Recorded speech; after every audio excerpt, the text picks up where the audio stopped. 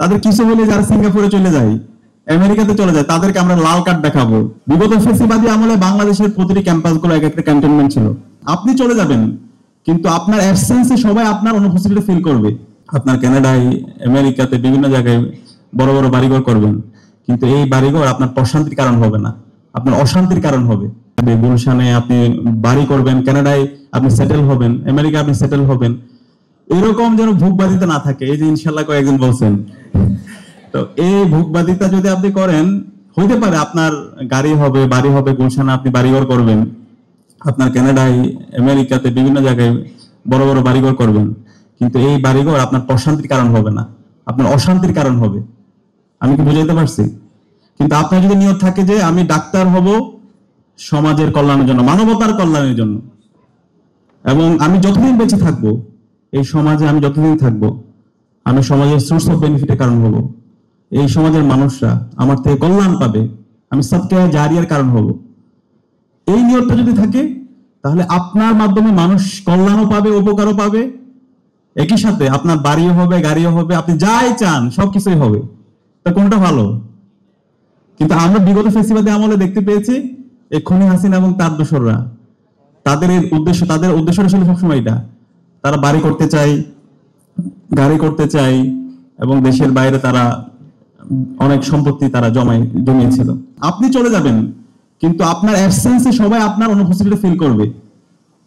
ধরেন আজকে আপনি মেডিকেল ফার্স্ট ইয়ারে পড়েন, আগামী 5 বছর পর আপনার পড়াশোনা শেষ হবে, এরপর আপনি আরো উচ্চতর পড়াশোনা করবেন।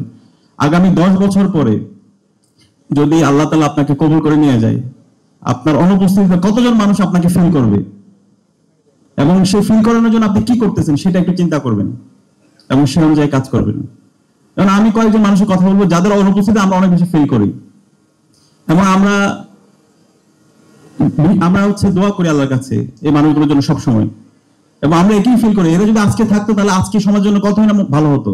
যে সমস্ত রাজনীতিবিদরা, যে সমস্ত আমলারা, তাদের কিছু হলে যারা সিঙ্গাপুরে চলে যায়, আমেরিকাতে চলে যায়, তাদেরকে আমরা লাল কার্ড দেখাবো, তাদেরকে এই জাতি আর নেবে না, কারণ তারা দুর্নীতিবাজ, কারণ তাদের নিজের দেশের প্রতি রাস্তা নাই।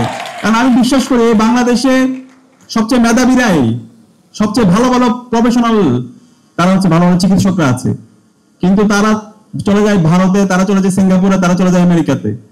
তাদের দেশের প্রতি তাদের আস্থা নাই। যাদের দেশের প্রতি আস্থা নাই তাদের এই দেশের রাজনীতি করার দরকার নেই।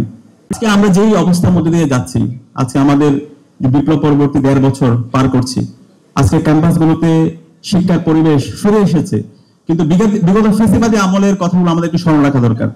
বিগত ফ্যাসিবাদী আমলে বাংলাদেশের প্রতিটি ক্যাম্পাসগুলো এক একটা ক্যান্টনমেন্ট ছিল, এক একটা কনসেন্ট্রেশন ক্যাম্প ছিল। নিষিদ্ধ ঘোষিত ছাত্রলীগের সন্ত্রাসীরা প্রতিটি ক্যাম্পাসে গণরম গ্যাসরুম কালচার, শিক্ষার্থীদের উপর নির্যাতন নিপীড়নের মাধ্যমে শিক্ষার্থীদের সকল অধিকারকে হরণ করেছিল। প্রতিটি ক্যাম্পাসে আমরা দেখতে পেয়েছি। মেডিকেল কলেজগুলোতে রক্তের জঞ্জনানি, আমরা সেই ধরনের ক্যাম্পাস আর দেখতে চাই না। আপনারা কি একমত?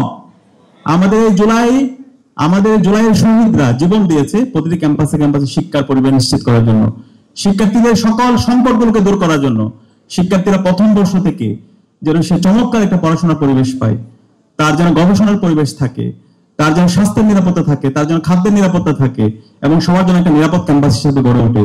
সেই ধরনের ক্যাম্পাস বিনির্মাণ করার জন্য প্রথম বর্ষে আপনারা এখানে যারা আছেন আপনাদেরকে শপথবদ্ধ হইতে হবে। আপনারা যদি সবসময় ঐক্যবদ্ধ থাকেন, অন্যায়ের প্রতিবাদ করেন, সবসময় ন্যায়ের পক্ষে থাকেন, ইনসাফের পক্ষে থাকেন, তাহলে ক্যাম্পাসে আর কখনো ফ্যাসিবাদ আসবে না।